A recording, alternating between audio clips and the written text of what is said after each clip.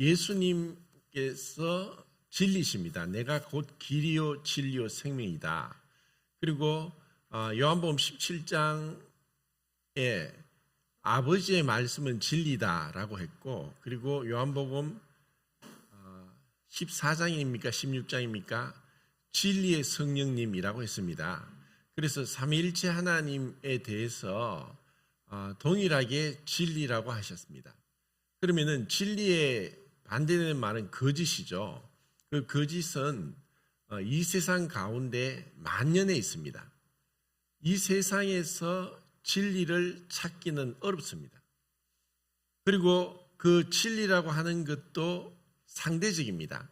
그러니까 어떨 때는 진리인데 또 어떨 때는 진리가 아니고, 왜냐하면 절대적인 삼위일체 하나님을 모르기 때문에 세상에서 진리라고 하는 것은 엄밀하게 말하면 진리라고 할 수가 없죠.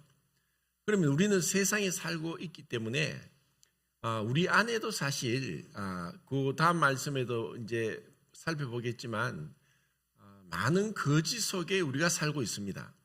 이러한 그 거짓된 것을 벗어버릴 수 있기 위해서는 우리가 진리의 말씀, 우리가 진리 안에서 그 예수의 말씀을 듣고 배우고 가르침 받은 대로 행해야 되는데, 그렇게 하나님 말씀으로 받고자 하는 그 믿음이 중요하고, 데살로니가 교회에도 보면은 그 말씀을 들을 때 사람의 말로 듣지 않고 하나님의 말씀으로 들었다라고 했습니다.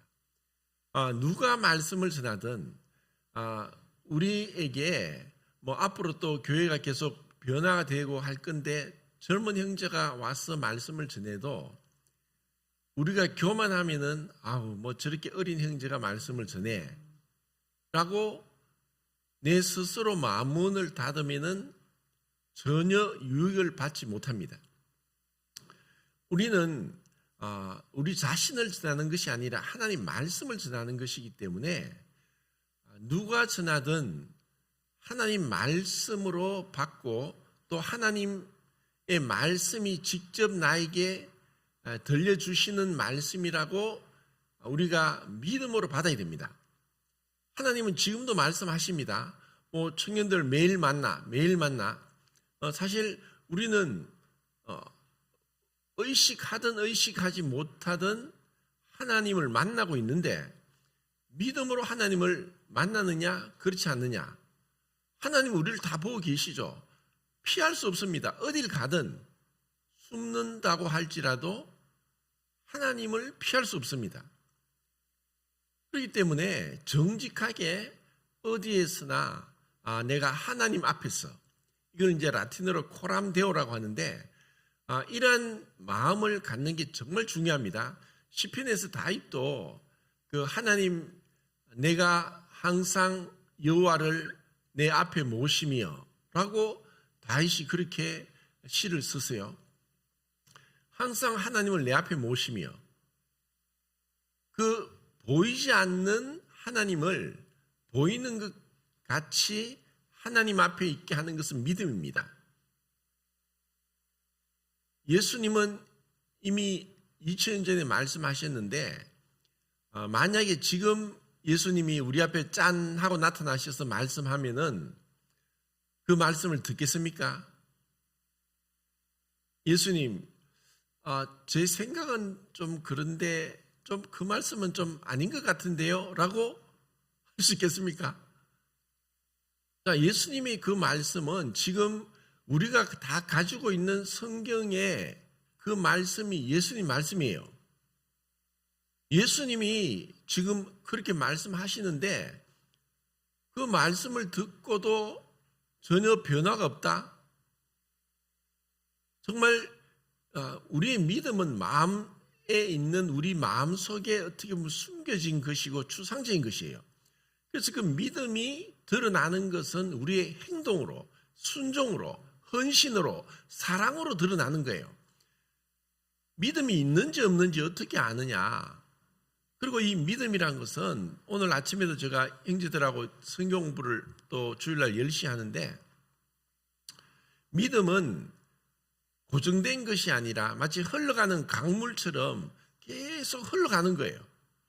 믿음은 흘러가는 것이고 살아있는 것이기 때문에 어떨 때는 믿음이 내가 충만할 수도 있지만 또 어떨 때 내가 하나님 말씀 앞에 깨어있지 못하고 세상 가운데 빠지고 문제에 사로잡히고 또 어려움을 만나서 또 어려운 힘든 일이 있을 때 마치 믿음 없는 사람처럼 세상 사람처럼 육신에 속한 사람처럼 그렇게 행동하고 말할 수 있다는 거예요.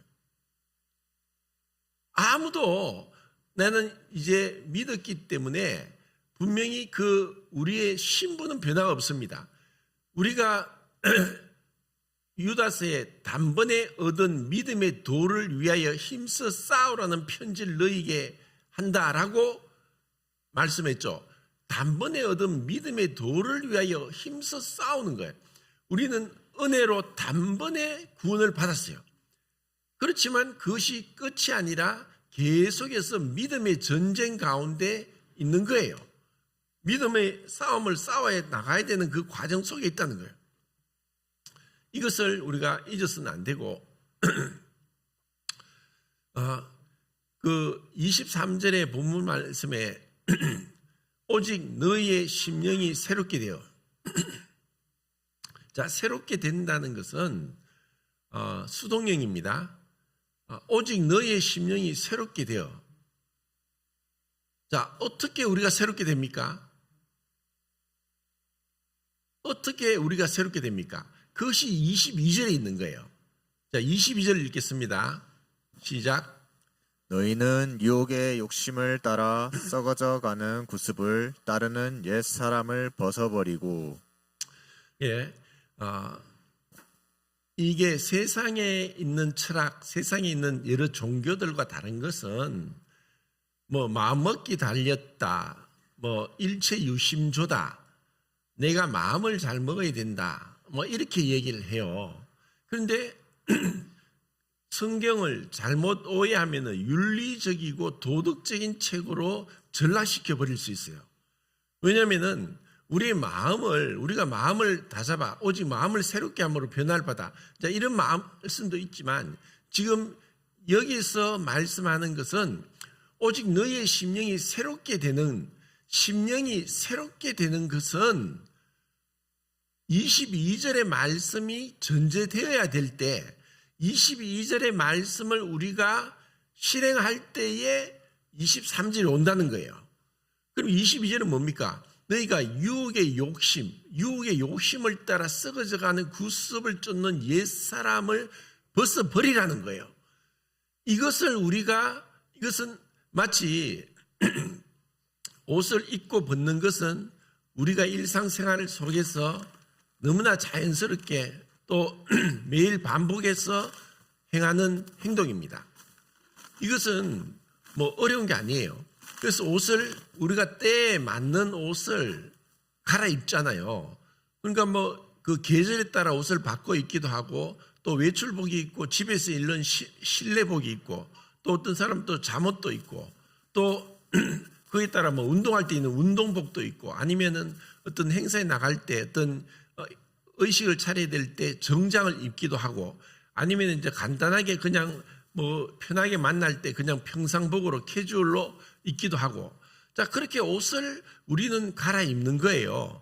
그런데 우리 그리스도인들은 이 옛사람을 계속 벗는 그 행위 옛사람을 벗어버리는 것 그것은 뭐냐면은 유혹의 욕심을 따라 썩어져가는 구습을 따르는 옛사람을 벗어버리라는 거예요. 우리는 이미 믿음을 갖고 있는 하나님 앞에 의롭다함을 얻은 자고 하나님의 자녀고 또 그리스도와 함께 상속자로서 우리는 살고 있어요. 우리에게 어떤 행동에 상관없이 우리는 이 약속에 참여한 바 되었고 그리고 그런 영광스러운 그 약속에 들어갈 자인 거예요. 우리는 이미 그 아신 자를 부르시고 그 아들의 형상을 본받게 하기 위해 우리를 부르시고 우리를 부르신 자를 어렵다 하시고 어렵다 하신 자를 영화롭게 하셨느니라 이미 우리는 하나님 보실 때 영화롭게 된 자로서 하나님 앞에 서 있는 거예요. 그렇지만 우리가 아직 우리의 삶에 있어서 우리의 삶의 모습과 상태에 있어서는 유혹의 욕심이 끊임없이 우리 가운데 우리를 유혹하고 넘어지게 하고 또 믿음의 열매를 맺지 못하게 한다는 거예요. 이것을 우리가 잊어버리면은 정말 부끄럽고 부끄러운 구원, 불타버리는 구원을 받을 수도 있는 소지가 우리에게 다분하게 있다는 거예요. 아, 내가 옛날에 구원받고 나서 막 복음을 많이 전하고 내가 이렇게 해서 막 사람들이 구원도 받았고 또 옛날에 내가 정말 성경도 많이 읽고 또 헌신도 많이 했다. 신앙은 옛날이 아니라 미래고 현재인 거예요. 그리고 과거에 대해서 만약에 그런 생각에 사로잡혀 있으면 교만해지는 거예요. 우리가 과거에 대해서는 고린도서 4장 5절 말씀입니까? 바울도 그랬듯이 나도 나를 판단치 않는다. 오직 나를 판단하실 분은 주님이시다. 주님께 맡겨야지. 내가 스스로 내 자신을 판단해서 어떨 때는 내가 잘한 것을 생각하면 교만해지고 어떨 때 내가 못한 걸 생각하면 열등감을 가지게 되고 주눅이 들고 입이 다물어지고 뒤로 물러가고 숨고 이렇게 되는 거예요. 그리고 이러한 유혹의 욕심을 따라 썩어져가는 그 구습을 따르는 옛사람은 마치 에덴 동산에서 선악과를 먹고 난 우리의 첫사람의 모습과 똑같은 거예요. 그들은 어떻게 했느냐? 부끄러워했어요. 도망갔어요. 회피했어요. 가렸어요. 그리고 변명했어요. 비난했어요. 두려워했어요. 자, 이것이 우리가 구원받았다고 하지만 이런 옛사람을 죄를 떨쳐버리지 못하면은 힘이 없어지고 뭔가 교제 가운데 입을 다물게 되고 진실을 얘기하지 않고 자꾸 포장을 하려고 하고 그리고 자꾸 옛날 얘기하고 그리고 뭔가 모르게 거리가 자꾸 생기고 중간에 담이 막힌 것 같은 교제가 막히는 것 같고 왜 그러냐? 옛사람을 벗어버리지 못하기 때문에 그래요. 그렇기 때문에 심령이 새롭게 함을 받지 못하는 거예요. 어떻게 심령이 새롭게 함을 받느냐? 옛사람을 벗어버리는 그것은 우리의 어떤 믿음의 결단인 거죠. 그리고 주님 앞에 정직하게 뜻과 잔을 보고 야, 내가 이렇게 사는데도 주님은 또 자신의 살과 피를 주시면서 나와 교제하기를 원하시고 나를 새롭게 하기를 원하시고 나를 다시 강건케 하기를 원하시고 나의 허물을 덮어주시고 나를 위로하시고 나에게 다시 그 놀라운 약속 가운데로 인도하시는구나. 그 주님의 마치 베드로 앞에서 한마디 책망도 하지 않고 3번이나 주님을 부인했던 그 베드로에게 너에게 먹을 것이 있느냐 하고 먹을 것을 차리시고 그리고 베드로에게 네가 왜 나를 3번 부인해서 한마디 말씀도 하지 않고 시몬아 네가 나를 사랑하느냐? 그 3번이나 물으신 것은 주님은 말씀하지 않았지만 베드로는 아는 거예요. 얼마나 마음에 찔리겠어요. 그런데 그러한 주님의 모습을 통해서 베드로가 주님을 위해서 죽기까지 각오하고 그렇게 선교를 한 거예요. 우리는 떡과 잔을 보면서 이것은 회복의 시간이에요. 주님이 나를 위해서 또다시 자신이 그 어떤 희생을 치렀는가를 우리에게 보여주시는 거예요. 이것이 그냥 또 예배구나. 준비 없이 감동 없이 또 설레임 없이 두려움 없이 그냥 대하는 시간이 아니라는 거예요. 그냥 우리가 예배를 세상 교파 사람처럼 예배를 보러 가는 게 아니라 예배를 드리러 오는 거예요. 드리는 것은 우리의 마음을 드리는 거예요. 우리의 마음을 드리고 내 삶을 드리고 나의 물질을 드리고 나의 헌신을 드리는 거예요. 왜? 주님이 나를 위해서 자기의 모든 것을 바쳤으니까. 주님이 나를 위해 모든 걸 바쳤는데 왜 내가 주님을 위해 드리지 못하겠어요?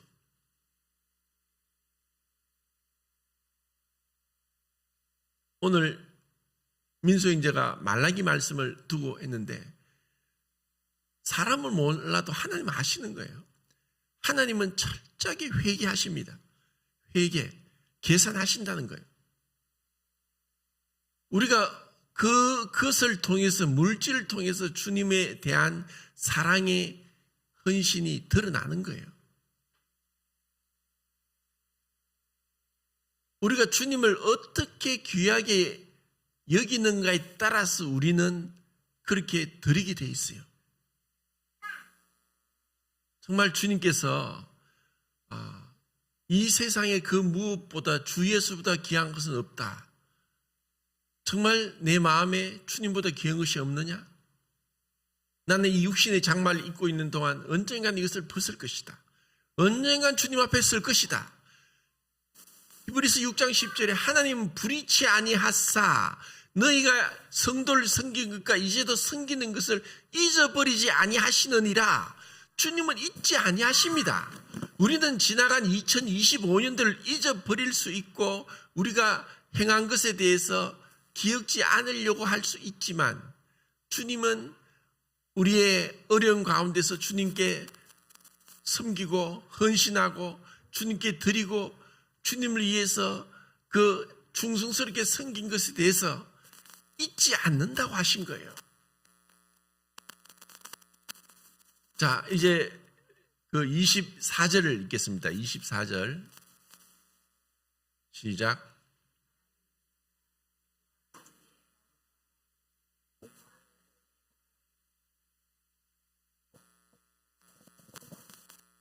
시간이 다 됐네요. 하나님을 따라 의와 진리의 거룩함을 입은 새 사람을 입으라.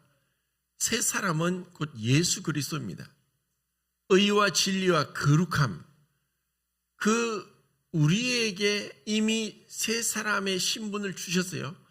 그리고 우리는 끊임없이 예수 그리스도의 형상을 본받고 그분을 닮고 그분을 따르고 그분 가까이 가고 그리고 그분이 미워하시는 것을 미워하고 그분이 기뻐하시는 걸 기뻐하는 세상을 사랑치 말라.